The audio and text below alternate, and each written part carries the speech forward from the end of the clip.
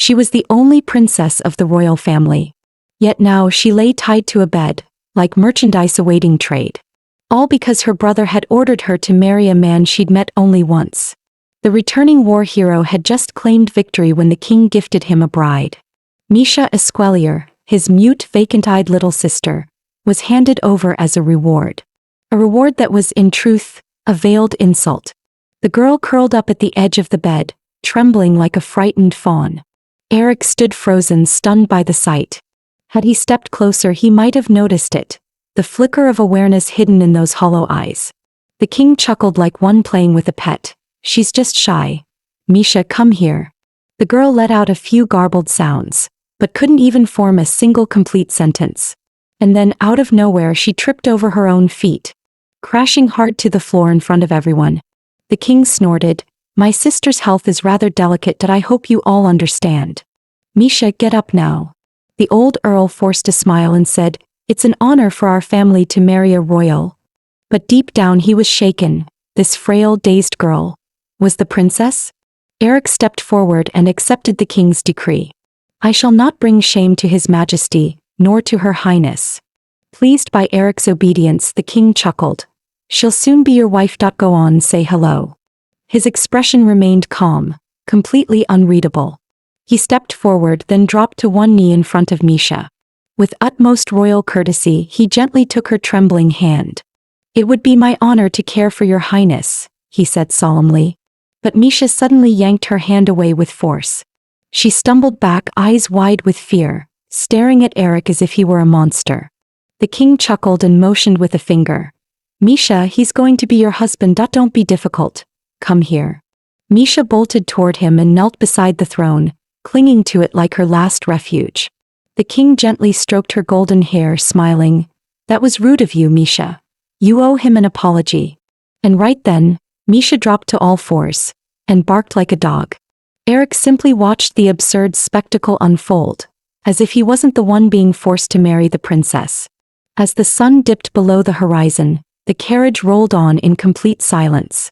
His family had just returned from a long and brutal war. The king had hoped they'd bleed each other dry in battle. But they returned with overwhelming victory, a result that clearly displeased the crown. So this marriage was his way of keeping them in check. The old earl raged at the dinner table, furious at the royal insult. But Eric remained calm. Though he detested the situation, he knew royal decrees were absolute. The wedding was already set. Even if this was nothing more than a marriage forced upon him, there was no escaping it. As the young heir of House Cladner, Eric was simply doing his duty. His cousin, Eberly Cladner, hesitated before asking, "Then, what about the engagement with the Crispan family?" The old earl slammed the table. "What kind of foolish question is that? Of course it's off. That mad tyrant is out of control." What infuriated them even more, the king had sent royal maids supposedly to care for the princess, but in truth, to spy on their every move. One of the maids sneered, "Her Highness is not allowed to sleep alone." Lady Cladner held back her anger and replied patiently, "As you can see, there's a hallway separating her room from ours." But the maid scoffed, "Don't you think that's a bit distant? What if something happens during the night? His Majesty won't be pleased." Lady Cladner rubbed her temples. "Then we'll assign a trusted maid to stay with her." The maid gasped, feigning outrage. "What? You would entrust Her Highness's body to a servant?" "Oh no, the king will not like that at all." Lady Cladner had had enough. Her eyes flared with fury as she glared at the two smug, overbearing maids. Once the maids had left, Lady Cladner exploded. "What, does he expect you to personally care for the princess now? The nerve, to insult the heir of House Cladner like this." She downed a glass of red wine in one gulp, hoping to drown her rising fury. It was a night steeped in rage and sorrow, yet Eric acted no differently than usual, as if nothing had happened. Inside the estate, tension ran high, but outside the people celebrated joyfully, unaware that their noble lord was about to marry a simple-minded girl. The wedding day arrived without delay. Dressed in full regalia, Eric sat in the carriage, gazing out the window. "I bet we look just like the leads in some perfect fairy tale," he thought dryly. Then came the moment. The grand doors opened and the bride stepped into view.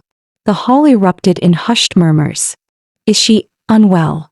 She walks like she's drunk. But no matter how the bride looked, nothing could stop this wedding from taking place. Inside the cold, sacred walls of the cathedral, Eric Kladner and Misha Esquelier exchanged their vows. The ceremonial kiss followed, mechanical, distant, and hollow. Just before entering the bridal chamber, an older maid leaned in and whispered, "Please, do not harm Her Highness tonight, that will come by tomorrow morning, to collect the proof." Eric replied flatly, "Understood." He pushed open the bedroom door. The girl lay there like a broken doll, half slumped on the bed, her eyes vacant. The room was dim, shadows creeping along the walls. Eric took slow, deliberate steps toward her. The princess didn't even flinch, not a sound, not a breath of response. Silently, he slipped off his robe. Then softly he called out, "Your Highness." Suddenly, Eric noticed something strange, empty medicine vials scattered beside the bed. He leaned in. Sedatives, the kind strong enough to bring down a horse. They gave this to someone already starving? Even enemy prisoners wouldn't be treated like this. Who would dare do something this cruel without hesitation? His jaw clenched, that he could already guess who gave the order. That despicable king. "Don't be afraid," he murmured. "I'll get you out of this." Misha's body was ice cold, like it hadn't felt warmth in days. "Are you hurt?" he asked quietly. Her ankles were bruised and swollen from the ropes. No, there was no way she was fine. He moved to untie her wrists. Her fingers had turned deep red from the lack of circulation, that if this continued, there could be permanent damage. There was only one option left.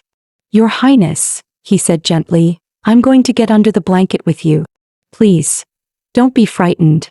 The man's husky voice echoed softly in the dark. "My name is Eric, son of Earl Kladner. I'm 24. I have no siblings. Though I once had a sister. She passed away when she was very young. Because of the war with the Principality of Sidit, I spent most of my life on the frontier.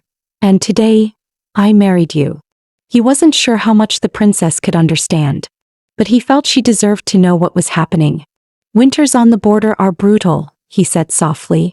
"Frostbite always hits the fingers and toes first. That's why it's so important to keep the blood flowing." He glanced down and froze. The princess had already fallen asleep. Her pale face was slowly regaining some color. Eric rose gently, then turned to prepare what was expected of him, the evidence of their wedding night. The next morning, he handed a blood-stained sheet to the maid waiting just outside the door. Just then, a plump maid knocked, using the excuse of helping Her Highness get dressed. Eric shut the door right in her face. "She's still asleep," he said coolly. "Let her rest a little longer." Once the maid was gone, he returned to the room. As he let out a quiet sigh, a rustling sound came from behind. He turned, only to see Misha gnawing on a robe. "Your Highness, no, that's not food." Eric rushed over. Misha whimpered, her mouth full of fabric. He glanced toward the basket of untouched food. "You're hungry, aren't you? Here, try this instead." Misha let out a soft cry, dropped the robe, and reached eagerly for the food. Eric simply watched her in silence. Like a tiny woodland creature, she nibbled on the bread, one bite at a time. A faint smile tugged at the corner of his lips. "At least, you like it." Their wedding night passed quietly. The next day they returned to the Kladner estate. The Earl and his wife were already waiting at the gates. Though their stiff expressions made one thing clear, they weren't exactly thrilled to meet their new daughter-in-law. "Go get some rest," the Countess said curtly. And right at that moment, Misha suddenly climbed up the front yard sculpture, like a curious little monkey. Eric quickly rushed over and scooped her down. The Earl took one look, and turned away in disgust. One of the maids reached out to take Misha, but Eric gently blocked her. "You've had a long journey. Go rest. I'll take care of her." The two royal maids exchanged a glance and gladly excused themselves. Once they were out of sight, Eric turned to the butler. "From today on, Her Highness is part of this family. She's not in good health. I expect her to be treated with extra care." Off to the side, Lady Kladner silently watched her son, her expression unreadable. During dinner, Eric spoke first. "I'll take care of Her Highness's meal. You're all dismissed." One of the taller maids chimed in carelessly. "Oh, it's fine. The princess always makes a scene when she eats. She's quite the handful." Eric's eyes darkened, the air turned heavy, but he said nothing. Does she have any favorite dishes? He asked calmly. Or anything she dislikes? Upon hearing she had no restrictions, Eric picked up a piece of meat and said politely, Lady Cladner, would you care to try this? Eric didn't look away, he kept his gaze on the princess, quietly watching her reaction. But then, Misha chewed twice, and spat the food straight onto his face. Before anyone could react, she flung her soup bowl across the table. Still, Eric remained calm. Was the food not to your liking? He asked gently. Then turned to the maids. Take her highness to change into something clean. As Misha was led away, silence fell over the dining room. A silence perfect for quiet conspiracies. The earl shot a glance at his wife, fingers tapping out a code only she could read. Is it really necessary to keep her alive this long? The countess smirked at his stupidity. If we kill that woman, we won't last another day. Of course, Eric understood what his mother truly meant. The kingdom of Esqualier was once held up by 3 noble houses, revered as the 3 pillars of the realm. The House of Serac, guardians of internal stability. The House of Chris, enforcers of law and order. And the House of Cladner, defenders of the realm's borders. Each house held immense power over the empire's military and governance. The former king had 3 queens. The first queen hailed from the House of Serac. Her son, none other than the infamous tyrant, Belmeric II. A king in name but a destroyer in action. Under the guise of restoring royal power, he wiped out the Serac family, his own mother's kin. But he wasn't satisfied. Next came the oppression of House Chris and House Cladner. Driven to desperation, the 2 houses made a secret pact. They arranged a marriage between heirs and planned a rebellion to follow the war's end. But fate had other plans. The House of Cladner achieved a victory too grand to be denied, a feat that won over the people's hearts. After years of tyranny, the weary citizens began to shift their loyalty, and the king could feel it slipping through his fingers. The earl, shaking with fury, growled, That deranged, broken little girl, what use is she to us now? The countess gestured for the attendants to leave. I heard the girl used to be quite normal, until she witnessed someone die inside the palace. Don't you think it's tragic? You still have the luxury to pity her? The earl snapped, turning to his son. This very morning, some of our retainers suggested replacing you with Amberic, saying it might be easier to gain the Chris Marquis's favor that way. Do you understand what that means? That lunatic has put your entire position at risk. What about Grand Duke Hegel? Is he still stalling? The earl sneered. That coward, he's too weak to act. Maybe when he was cut down they removed more than just his manhood. Hegel, the king's cousin. Aside from the princess, the last living royal with legitimate blood. Without him, any rebellion would lack royal legitimacy. But after a mysterious accident that left him crippled and childless, he all but vanished from court. The earl's fury boiled over. Nothing goes the way I want. Not a single damn thing. Damn it all. He stormed out of the dining hall in rage. The countess smirked. So much for controlling his temper. And to think, just one marriage could bind 2 great houses together. Tell me, Eric, what's your opinion? Eric spoke calmly. Forging an alliance through marriage between 2 noble houses was a poor strategy from the start.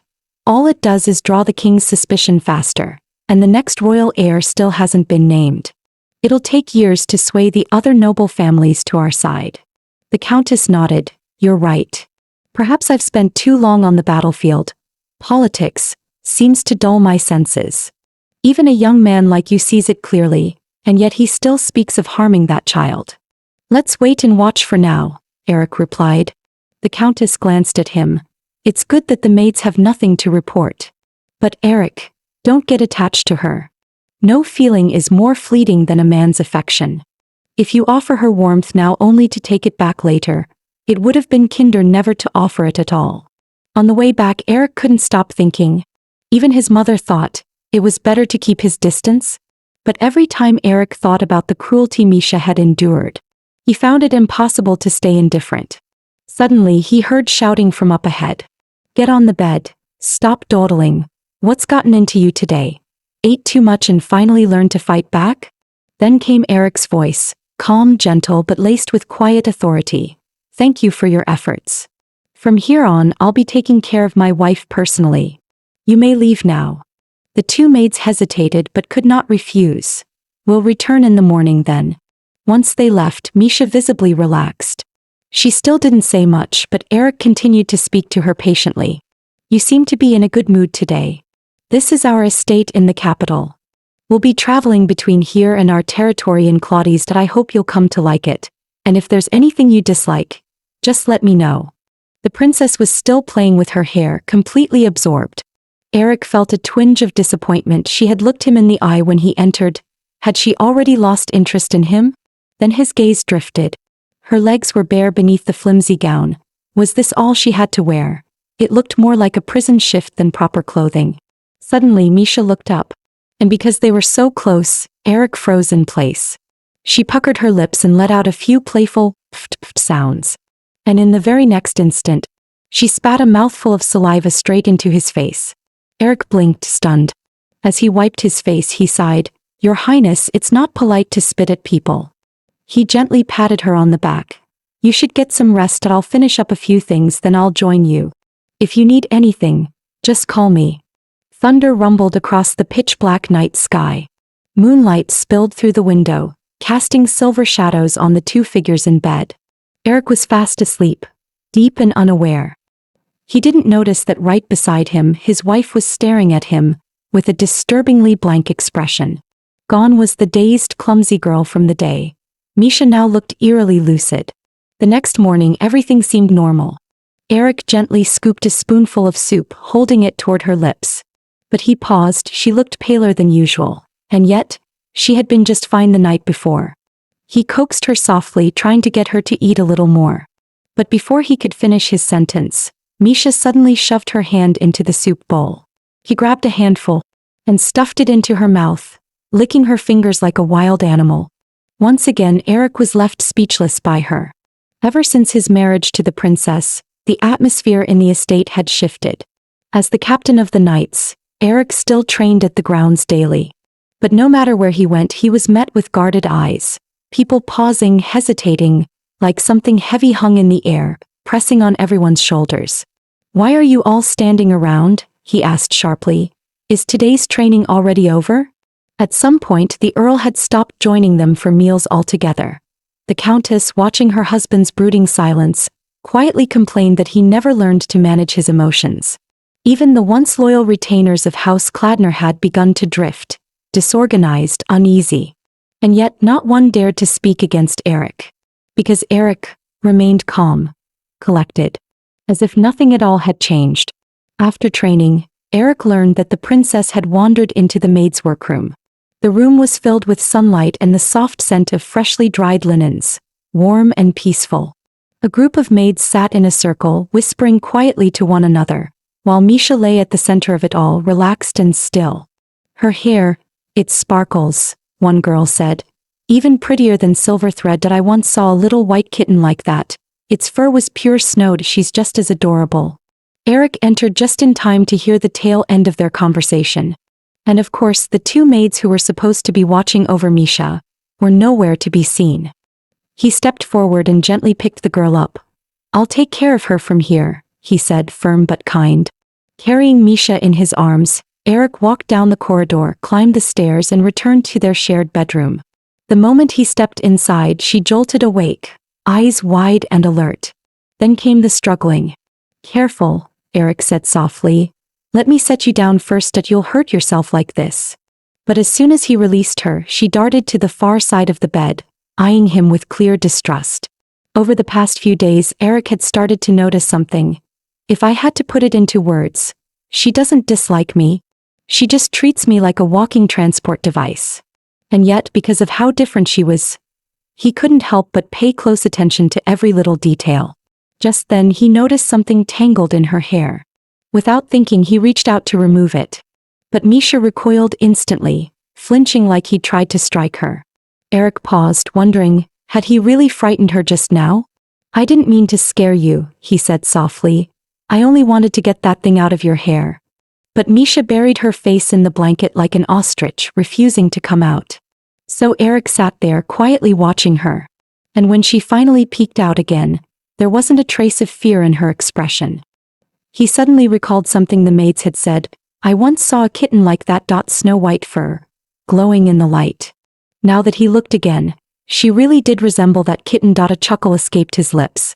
Soon Misha had curled up and fallen asleep. Eric rose and moved to his desk, quietly getting back to work. The royal maids from the palace had all but handed Misha off to the estate's regular staff. And whenever possible they'd vanish without a trace. Something about it didn't sit right. Meanwhile, food shortages were starting to affect the commoners in their territory. There were simply too many issues demanding his attention. And now, yet another had been added to the list. The spy he'd sent to trail the Earl had returned with a new report. The old man had been secretly meeting with a woman at a tavern.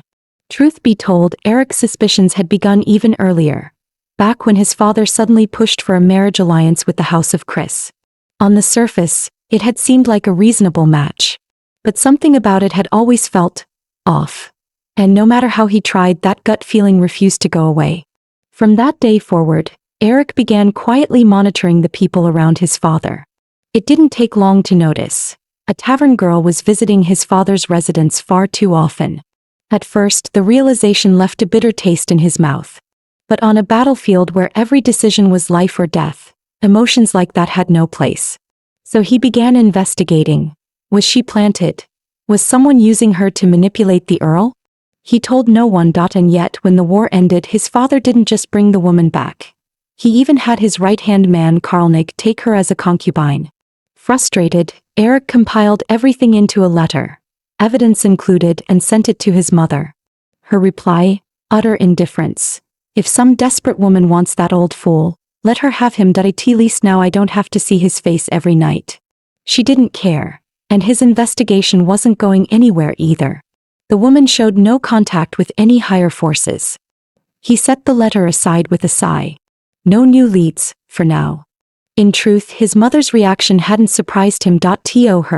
Their marriage had always been a partnership, a shared responsibility in managing the family. Just then, a soft rustle came from the bed. Misha was awake. She rubbed her eyes, still drowsy, and slowly limped her way toward him. You're up already? He asked gently. Is there something you need? As always, she gave no reply. But this time she reached out and placed her hand on his shoulder. Then without warning she climbed right into his lap. Her fingers grasped one of the letters on his desk. Seeing the sparkle in her eyes, Eric chuckled. Curious about this. It's really not that interesting. You usually avoid me. So this time, when you came to me, I didn't mind it, not at all. Even when she began tearing the letter into pieces, one page at a time, Eric didn't stop her. With everything else, his duties, his bitterness toward the king, love had never been something he had time to think about. But now, just the thought that she would be the Oneto, spend the rest of her life beside him, brought with it a strange, unfamiliar warmth. As a boy, when he first learned what it meant to be a knight, he felt pride and purpose. But the older he grew, the more reality sobered him. No matter how noble the title sounded, he was in the end just a vessel, a tool to carry on the bloodline. So he never placed expectations on his future wife. Even one who found joy in tearing paper to pieces was fine.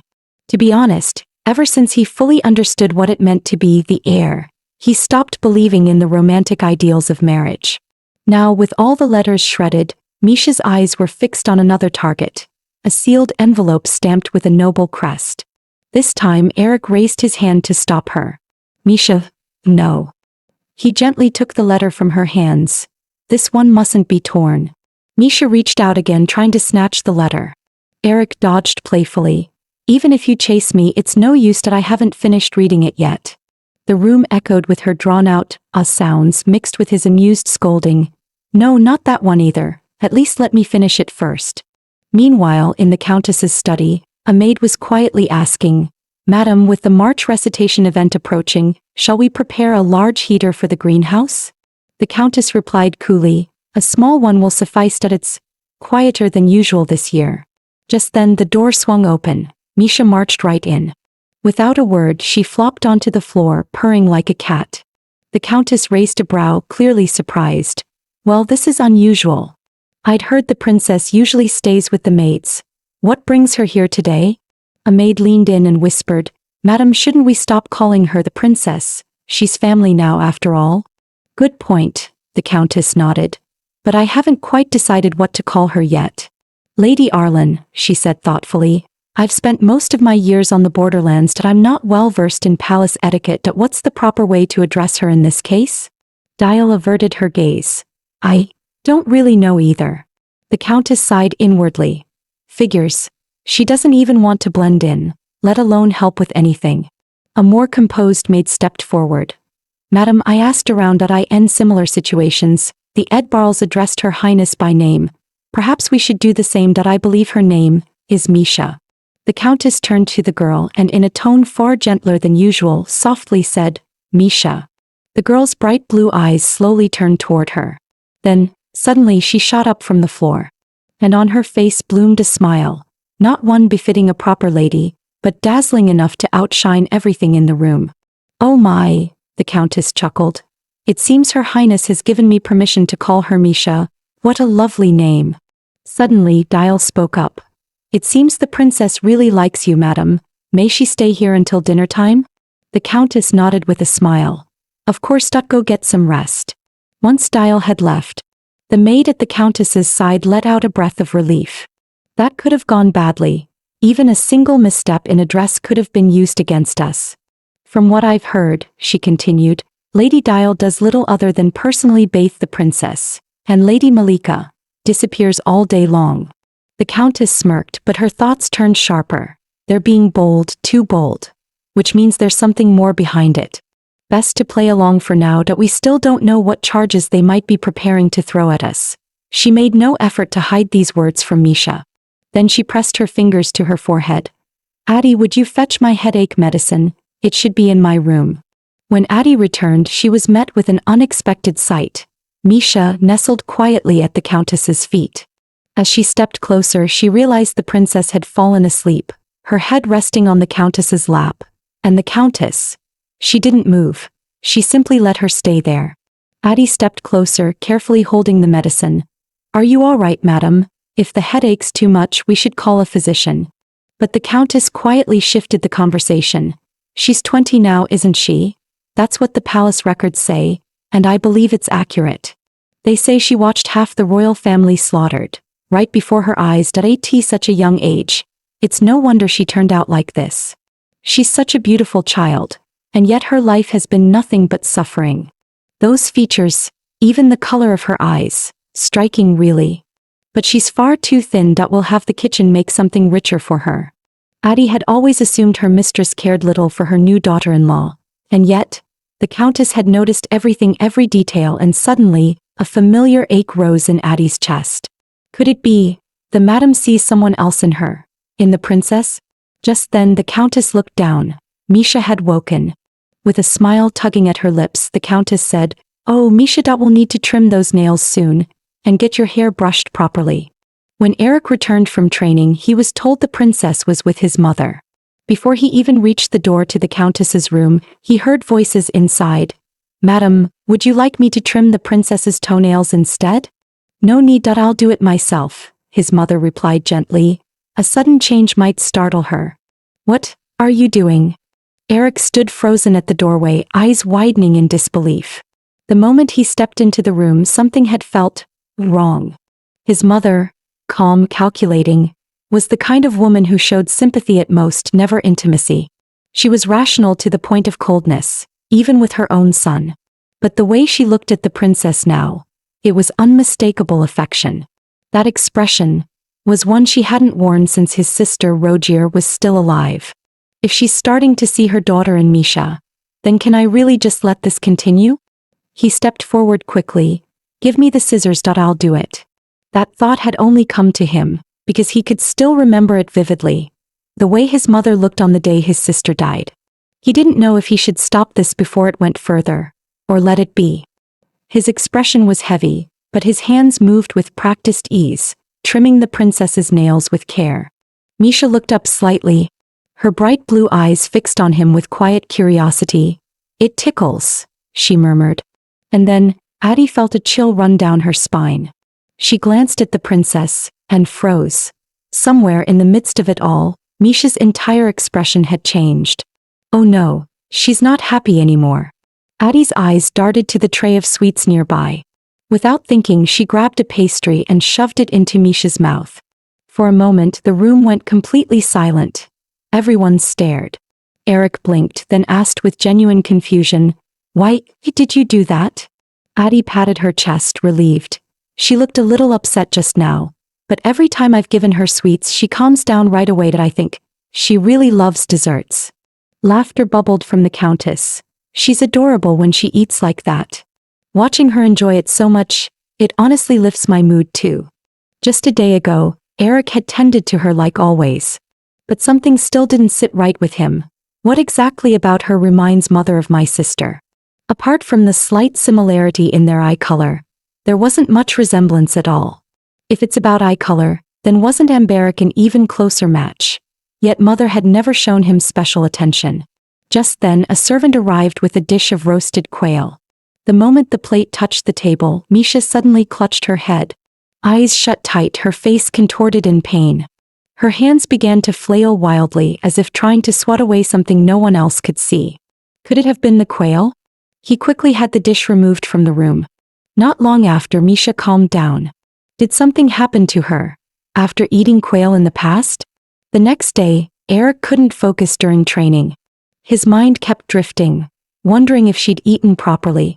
When he left that morning, she still looked pale and listless. As noon approached, he called the session early and hurried back to the estate. No sooner had he arrived than a servant rushed over.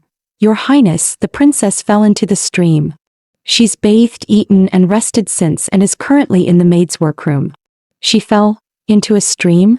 Eric repeated, shocked. The servant nodded. "Yes, on the way to the chapel with the Countess. I believe she slipped in while watching the fish." Upon hearing that his mother had taken her out, Eric finally relaxed. With the Countess around, there wouldn't have been any real danger. Still, he thought, she's had quite a busy day. Apparently, the young lady isn't too fond of chapels. At first, when mother said they'd go together, she followed along without complaint. But once they reached the entrance, she started throwing a fit and refused to step inside. In the end, they had no choice but to let her wait outside with a few maids until the service ended. Thinking about it, she probably wasn't in the best mood today. Maybe like yesterday, something sweet might cheer her up? So he ordered the steward to prepare desserts daily, to be kept on the table just in case. That evening, Misha sat quietly, mouth open, waiting for him to feed her. "Why so obedient tonight?" he asked with a chuckle. "You seem lively enough again. I guess you're feeling better. Don't just eat meat though. Try some vegetables too." Carefully, he stacked the onion and beef together, holding the perfect bite out to her. But just as he reached her mouth, the onion slipped and fell. "It's all right," he said gently. "I'll get you a fresh one." He reached out, then froze halfway. The onion had landed right on her chest. That complicated things that he suddenly felt his nerves spike. "Pardon me, this might be a bit improper." He leaned in, trying to retrieve it without touching her, delicately, respectfully. But as the food passed in front of her again, Misha lunged for it, trying to bite midair. Eric quickly pulled back, only to have her grab his arm. "I'll get you a new one. This one's not clean." Misha wasn't having it, her tiny face scrunched up, pouty and full of protest. He didn't dare struggle too hard, afraid to hurt her, and in that moment she got her chance. Chomp. Right onto his finger. The sharp pressure of her teeth, paired with the softness of her lips, sent a jolt through Eric that he yanked his hand back immediately, almost instinctively. Misha blinked, staring at him in shock. But then, the little cat who'd lost her prey snapped. She grabbed the tablecloth, and with one swift motion, flipped the entire spread. The door creaked open and Dial stepped in just in time to see them covered in soup and chaos. She stared, expression full of undisguised contempt. "Really? Again? Every meal ends like this. Doesn't he get tired of it?" But Eric didn't answer. He remained seated, completely still. His fingers still tingled with the memory of her bite. Damn it. His thoughts were starting to spiral. That image, her lips wrapped around his finger, kept flashing in his head. And worse, he could still feel it, that warm, wet pressure at his fingertips. Yes, she was technically his wife, But in truth she acted no differently from a child. She likely didn't even grasp what being a husband meant. He mustn't see her as a woman. Eric repeated that to himself over and over. There can be no thoughts. None whatsoever, and yet the flush on his ears, and the way he avoided her gaze, betrayed him completely. Not long after, the Countess informed him. A poetry recital would be held at the estate on Wednesday. She asked that he keep an eye on the princess during the event. Though the recital sounded like a harmless gathering, it was, in fact, a subtle arena where the mistresses of noble houses shared whispers about the corrupt royal court and the balance of power. This time House Cladner was hosting. Preparations had been underway for days in the estate's greenhouse. Most notably, the Marchioness of Cris, along with her only daughter, would be attending. And while the broken engagement wasn't technically their fault, tensions were still inevitable. After explaining this, the Countess took Misha by the hand and headed toward the greenhouse. Eric averted his eyes awkwardly, refusing to look directly at her, and yet the words left his lips before he could stop them. "Misha, did you have fun today?" The Countess let out a laugh. "You sound just like a father dropping his child off with the nanny. Why don't you just come along too?" "I have work to do," Eric replied quickly, just passing by to check on her. But one glance at the girl, and the excuse caught in his throat. "I suppose I'll go take a quick look." The greenhouse was spacious, filled with sunlight and the scent of greenery. Misha wandered about like a curious little animal, darting from one corner to the next, wide-eyed. Watching her like that, the tension Eric had carried all morning finally eased. Just then, two of the maids who often played with Misha approached. "Oh, Lady Misha, you're here too? Why didn't you come find us earlier? We've been waiting for you all day." In the very next instant, as her eyes landed on the caged bird, Misha froze in place, like she'd been nailed there. A storm cracked across the sky, thunder and lightning ripping through the darkness. In the grand hall, crows flapped and shrieked, their wings cutting through the air in a deafening frenzy. Blood splattered across the walls, and beneath her feet lay the nightmare she had tried so desperately to forget. A parrot spoke. Its voice was distorted, almost inhuman. "Misha, I think Mommy did something wrong. But even when a mother does something wrong, she must be punished. Right? That's why Mommy is now." The rest was drowned in a piercing scream. Misha collapsed, clutching her head, her body racked with tremors. She curled on the ground, gasping, overcome with pain and panic. Around her, the servants exchanged looks, some filled with worry, some with fear, others with stunned fascination, and some with open disgust. Every eye from every direction converged on the broken girl, trapped once more at the center of it all. While everyone else stood frozen, Eric was the first to rush toward her. "Are you all right?" he asked, kneeling beside her. "Here, lean on me." The onlookers remained silent, no one truly understanding what had just happened. Misha suddenly threw herself into his arms, as if clinging to the only lifeline left in her world. Her body trembled violently, racked by invisible terror. "What the hell is going on?" Eric demanded. Malika replied flatly, "The young lady reacted to the bird that she's afraid of birds." "But this is clearly more than just fear," she added. "Her condition, it's always been a bit unusual." The Countess's voice cut sharp. "And you didn't think to inform us of this beforehand? If you can't even manage that, what use are you in this estate at all?" One of the maids scoffed, her tone laced with arrogance. "Aren't we the ones bathing and dressing her every day? We simply forgot one small detail. Is that really worth all this aggression? What are you talking about?" Addie's voice rang out, shocked and furious. The Countess said nothing further, but in her silence, a dangerous chill took root. Eric noticed it, that subtle, simmering displeasure in his mother's eyes. But Misha's condition left him no time to linger. Without hesitation, he gathered her up and led her out of the greenhouse. She refused the quail too. Was that for the same reason? From now on, he decided, no bird meat will be served at the table, and every bird in the greenhouse will be removed. Misha raised her hand and waved softly. "Do you want to go to the courtyard?" he asked gently. "There might be birds there too." She nodded. She still wanted to go. Eric gave a quiet nod in return. "Come to think of it, aside from that chapel visit with Mother, she's been confined inside the estate this whole time. Maybe some fresh air, will do her good. Eric gently wiped away the last trace of tears from the corner of her eyes. It's okay now. Rest easy. If any birds come near, I'll chase them away. Once you're asleep, I'll carry you back to your room.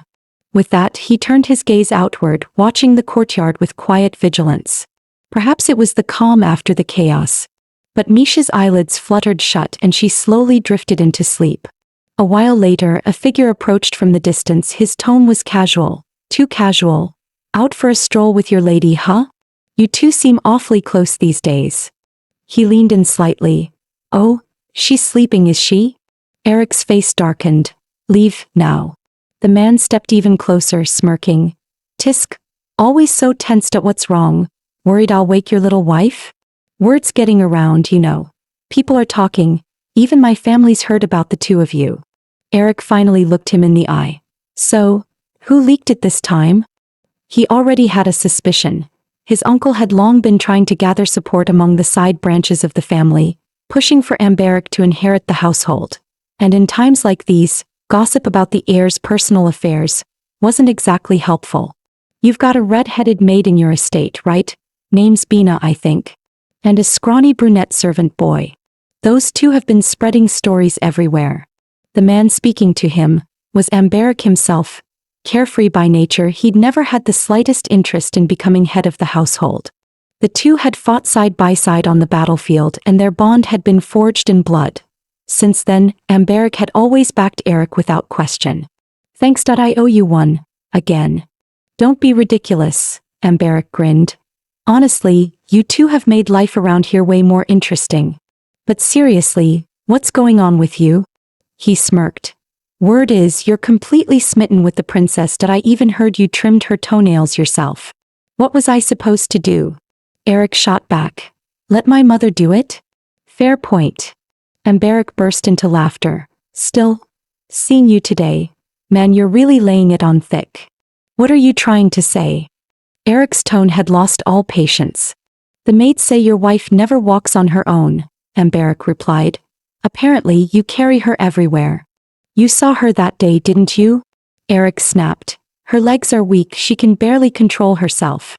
What would you have me do? Drag her around like I did at the wedding? If it were your family, could you treat them that way? Amberic made a face. There it is again. That one-of-a-kind compassion of yours. Look, I get it. Maybe you had no other option, but I still don't get it. When I first heard the rumors, I thought it was all part of a brilliant act. I even admired you a little. Figured you were playing the king. But now, there's no one watching you and yet, you're still going this far? Are you seriously planning to keep that woman as your wife? Eric's gaze turned sharp, deadly. What once had been a matter of protecting Misha's rest, now came from fury. Enough. Shut your mouth. Hey, don't get mad. Amberic raised his hands slightly. I just don't understand you. Wouldn't it be better to get rid of her? Weren't you supposed to marry Rakane? How the hell did things end up like this? Enough, Eric said quietly, cutting him off. It doesn't matter who I marry, as long as it benefits the family, that's all that counts. And as long as I stay with her, the king won't see us as a threat. Besides, she doesn't even know. She doesn't know whose lap she's resting on. Doesn't know what's been done to her. She's already suffered enough. Do I really need to make it worse? Amberic fell silent. After a long pause, he sighed. You're right. Most people treat her like a curse. Like she's something to fear. Eric looked away. It was the first time he'd heard someone say it aloud. His voice dipped almost to a whisper. They think she's a plague. A few days later, the long-awaited poetry recital took place. Nobles with ties to House Cladner arrived one after another. Among them were the Marchioness of Chris and her daughter, both punctual and poised. Eric greeted them politely, his wife by his side, but offered nothing more than the bare minimum. As they entered, dozens of eyes turned toward them, curious, calculating, and the smiles, all as hollow as ever. Despite the awkward tension between the two once-betrothed families, no one acknowledged it aloud. They simply watched, quiet, observant. Moments later, Eric used the excuse of his wife's fragile health, scooped Misha into his arms and walked away without hesitation. Among the crowd, Rakane's gaze narrowed, her eyes fixed thoughtfully on their retreating figures. Wait. Her voice rang out as she stepped forward. "I'd like a word with you. What do you want?" Eric's voice was flat, cold. "Chasing after me like this. Don't you think that's a little presumptuous?" But Rakane ignored him, continuing calmly, "I'll keep it short. We don't have time. Don't have a child with her." Since the king's decree, their engagement, once a political arrangement, had been silently nullified. Which is why Eric couldn't understand what she was playing at now. Without another word, she let the handkerchief slip from her fingers. "Then, until next time," she said softly, turning away. Inside the Chris family's carriage, a voice asked, "Did you drop the handkerchief and tell him everything?" Rakane nodded, saying nothing more. "You saw them too, didn't you?" Rakane's mother scoffed inside the carriage. "Clinging to each other like that, how disgusting. Though I'll admit, that girl is exactly the type men fawn over. Pretty face, always smiling. Truth is, you should have been the one to join their family." Rakane had spent her life learning the virtues expected of a noble housewife. To the family, her existence had never been about her, only about producing heirs. But perhaps, deep down, Rakane didn't quite agree. Her hands bore calluses and scars, the kind no noble girl was ever supposed to have.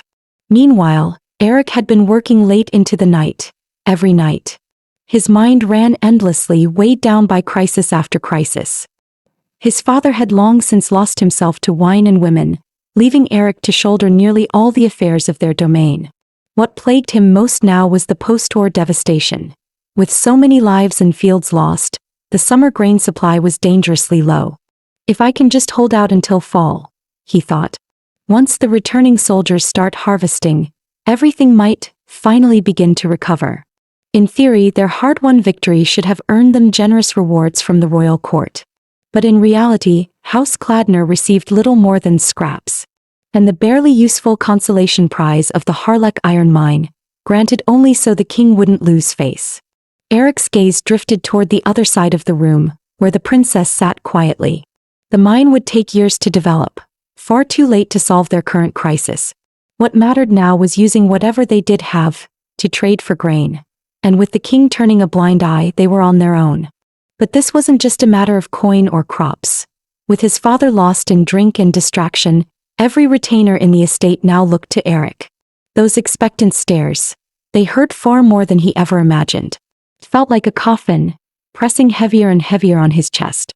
Then suddenly he blinked. Misha was tugging gently at his sleeve. "Sorry," he murmured. "I was lost in thought. Do you want to sit with me?" The next second, Misha suddenly wrapped her arms around him. In that moment, Eric remembered the look Mbarek had given him, a face full of confusion, unable to understand. He gently patted her back. Of course. Who could understand? Even he wasn't sure he did. She only had to glance at him. And Eric already knew what she wanted. He offered her a piece of candy. "Thinking of going back? Don't. Stay with me a little longer." Just holding her like this, quiet, unmoving, at ease in his arms. Somehow the weight pressing on his chest began to lift. The next day, a maid from House Chris came knocking. Her reason? "My lady seems to have left her handkerchief here." In noble society, a handkerchief isn't just cloth. It's a message. A symbol of affection. For an unmarried lady to accidentally leave one at her former fiancé's estate was a scandal waiting to explode. The countess immediately ordered the staff to find it, at once. To avoid suspicion, the countess issued a quiet order that the handkerchief belonged to the Marchioness herself. Unexpectedly, the lead maid from House Chris turned out to be an acquaintance of Malika. During their meeting, the maid spoke bluntly. "The princess must be eliminated within 2 years." Malika responded with chilling ease. "If you want, I can make it happen tomorrow." But the maid shook her head. "No, this isn't something to rush.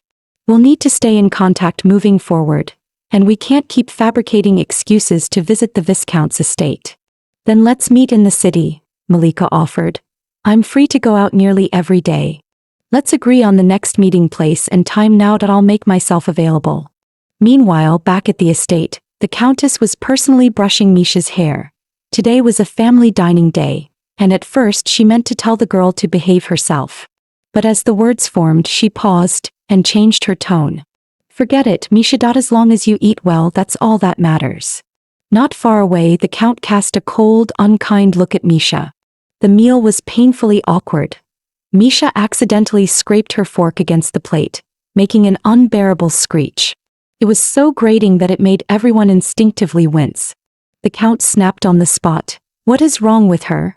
The Countess frowned and tried to calm him. "She's still learning that there's no need to snap at her." Then Eric casually picked up a roasted lamb shank. "This one, just eat it with your hands." The Count scoffed. "Unbelievable. How old is she? You still have to teach her how to eat?" The Countess shot back coldly. "Don't bother. Misha doesn't need your concern anyway." The Count was about to argue, but the Countess turned away and told Eric instead, "Give Misha some vegetables." That only made the Count more annoyed. His expression darkened even further. He slammed his hand on the table, making the cutlery rattle. "You two are about to meet the king. Don't let that girl mess anything up before then." After those harsh words, the Count rose from the table and stormed off. But neither his wife nor his son seemed to care. After all, their visit to the royal palace was only a few days away. The Countess turned to Eric and gently asked, "Have you prepared the gift for the royal family?" Eric nodded. "It's been ready for a while now. In the kingdom of Esqueller, there's a tradition. On the 50th day after the wedding, the couple must pay a formal visit to the bride's family. And for Eric and Misha, that meant one place, the royal palace. The morning of their departure finally arrived. The palace maids were suddenly all acting diligently, playing the part of perfect servants. Their sudden professionalism made Eric feel oddly out of place. He looked at the young woman dressed in elaborate royal attire, the same woman he had married while burying all expectations, surrounded by whispers of pity. And yet, she seemed a lot more capable than he had imagined. Eric leaned in and whispered, "Do you even know my name?" Misha gave him a sidelong glance, then turned away in silence. Even without a response, Eric chuckled softly. "It's fine, just a random question." In his mind, Misha probably didn't even remember his name. But even so, having someone to protect didn't seem like such a bad life after all. Before long, they arrived at the royal palace. Harsh sunlight streamed through the tall windows, nearly blinding. The floor was covered in pale marble, pristine and solemn. Everything here was designed with one clear purpose: intimidation. And the more Eric thought about the king and his theatrics, the more he loathed it all. 20 years ago, the young king ascended the throne and secured his power without breaking a sweat. All thanks to his powerful maternal lineage, the House of Sarakides. But 12 years ago, after a war that claimed countless lives, something changed. No one knows exactly what happened in the capital, but the king was never the same. Since then, the central palace became a blood-soaked nightmare. Before one stain could be wiped clean, another head would roll.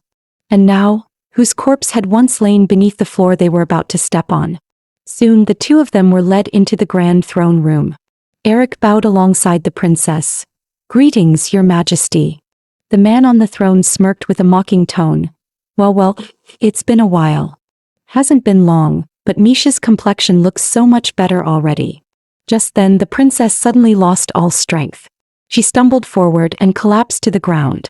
The king continued to stare at Misha, a twisted smile tugging at his lips. "With how radiant she looks, I assume you two will be expecting a child soon?" Ever since the wedding night, Eric had been keeping up the act. He didn't want an innocent girl to suffer the pain of childbirth without even knowing why. Though his heart resisted, the words he spoke told another story. "I hope so too, that it's just, my wife hasn't fully recovered yet." The king waved his hand impatiently. "Spare me the talk of her health. I'm not interested. What I am interested in is something rather curious I heard from the maids. Apparently, the bed sheets from your first night together were soaked in blood. Yet when the princess was bathed, her body was completely clean. From that night till now. Whether it's the bed or her body, spotless. Not a trace left behind. What's wrong? Don't you want an heir with royal blood?" That's when Eric realized he had slipped up. "Aren't you good with words? Then explain yourself. I heard you haven't even touched the princess. What's the matter? Planning to go to the temple and ask for a divorce?" "No, I would never. I don't dare even think of such a thing." Eric was stunned. He never imagined even something so intimate would be reported to the king by the maids. The king's smile twisted even darker. "Is that so? So the Cardinal family dares to mock the royal bloodline? My dear Misha is so adorable. And yet you won't even lay a hand on her? Tell me, should I consider your behavior an act of treason against the crown? A heavy weight sank in Eric's chest. So this is the corner he was always meant to be pushed into. Now that the king had uttered the word treason, there was no turning back. Eric might be willing to risk his own life. But what would happen to his parents and the loyal vassals of the Cardinal family? He had brought only 70-odd knights into the capital. They stood no chance against the full might of the royal guard. With a casual flick of his hand, the king ordered, "Aisha, come here." To Eric's shock, Misha actually began crawling obediently toward the throne. "My poor little sister," the king cooed. "Help me understand something. Has your husband ever undressed you at night?" But the princess remained silent, focused only on fiddling with her husband's boots as if she hadn't heard a word. The king suddenly yanked Misha's hair, violently and without warning. Misha cried out in pain. Eric shouted, "Your Majesty, please, let go of her." But the king barked, "Misha, I asked you a question. Has he touched you or not?" Tears welled up in Misha's eyes. "It hurts," she whimpered. "Right here, it hurts so much," she murmured, clutching her chest. Eric froze. Those things she was saying had never happened. What was going on? The king suddenly stood, clearly agitated. "Enough. I didn't actually want to hear about my sister's bedroom details. What a disgusting mood this puts me in." The king kicked Misha hard, sending her sprawling. "Take her out, now." Eric stepped forward and silently scooped her into his arms. His expression had completely changed. There were no words. Nothing could capture what he was feeling at that moment. Was it humiliation from being dragged into this crude setup by the king? Was it rage? Or was it the sting of betrayal from the girl he had cared for like family all this time? In the carriage, Eric remained silent. Misha slept quietly in his arms. But the tension in Eric's tightly drawn lips spoke volumes. A storm was coming. The moment they returned to the estate, Eric gave his first order. "I'll be caring for the lady tonight, personally. No one is allowed on the second floor. You, head to the knight's quarters. Bring Cullen here that he'll be in charge of guarding the west wing, second floor." The palace maids exchanged confused glances. Even from the ground floor they could faintly hear the princess screaming. She was thrashing in Eric's arms, crying and struggling desperately. But how could a fragile girl possibly resist a seasoned warrior? Cullen arrived shortly after. "No one gets near this door. If anything happens, report to me immediately." Back in the room, Eric tossed Misha onto the inner servant's bed. "The walls here are thick. Scream all you want, no one will hear you." He seized her wrist, yanked her close and said coldly, "Did you hear me? What I mean is, no matter what you say, no one's going to hear you in here. I already know you can talk to people. So go on, speak." Misha was frozen in place. The sheer weight of Eric's presence was suffocating. She forced a crooked, silly smile, hoping to laugh it off. But Eric wasn't buying it anymore. "I've got plenty of patience," he said coldly. "How long are you planning to keep up this act? If I hadn't caught on today, were you just going to hide it forever? What do you take me for?" One word cut him off completely. "Hubby." That tone, that phrasing, it was exactly like what the Countess once said to the Count. "You really should stop worrying about Misha. She doesn't want your attention anyway." In that instant, Eric genuinely questioned whether he'd just imagined the whole thing. "Back there, in front of the king, what exactly were you doing?" Eric asked quietly. Misha tilted her head slightly and replied calmly, "Because soon, they'll all be sniffing around like starving hounds looking for any weakness. So we have to make them believe we're perfectly fine." Her tone was steady and fluent, almost unnervingly so, as if the words weren't hers, but something she had heard and memorized. That serene voice and soft face didn't match the subtle tremble in her hands. Her fingers were shaking. She was scared. She was holding herself together. Eric wanted to push further but held himself back. "I'm not trying to pressure you," he murmured, finally letting go of her wrist. He just couldn't believe she was fully aware this entire time. Then what had she really been thinking all along? He'd heard that when Misha was 8, she witnessed her mother's death with her own eyes. And afterward she likely saw more siblings, one by one, executed at the hands of the king. The only reason she survived was likely because she endured scorn and humiliation more brutal than what most would reserve for animals. Just imagining what her life must have been like up till now left Eric speechless. They hadn't known each other for long. He didn't have the right to comfort someone who had endured so much. And besides, no words, especially not a simple "you've suffered enough," could ever bring her peace. He wanted to say something to Misha, but in the end he said nothing at all. That night the princess slept in the study, and Eric stayed close, keeping watch in silence until morning. At dawn the butler arrived with breakfast. And with him came Malika. Eric had assumed Malika would be executed for reporting false information. To his surprise, she showed up perfectly fine. When she moved to wake the princess, Eric stopped her. Let her sleep a little longer. He could pretty much guess what Malika was thinking, that they had finally done what they didn't on their wedding night. She was likely here to confirm it. And honestly, letting her believe that might be for the best. Eric sat down to eat breakfast alone. It was then he realized, it had been a long time since he'd eaten by himself. And now every bite tasted like sand. The princess quickly bounced back to her usual self. As always, she began her daily routine. First making a mess of the desk. Then chewing holes into the black-haired man's discarded clothes. She even helped the maid by pulling out a few of her white hairs. And just like that, she'd completed half of her daily checklist. While pretending not to hear the maid's grumbling, her thoughts drifted back to the black-haired man. He seemed really upset yesterday. She wasn't quite sure why. What if he tells someone my secret? What if he gets me kicked out of here? No, even if he was angry. So far, he doesn't seem like a bad person. But what if he really does tell someone about me? The thought sent Misha hurrying to the other side of the estate. There you are, Misha. Did you sleep well last night? I've told you, you shouldn't be running around without someone by your side. It's dangerous.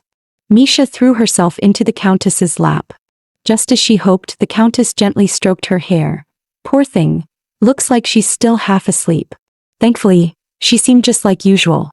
As she comforted Misha, the countess continued discussing garden renovations with a servant.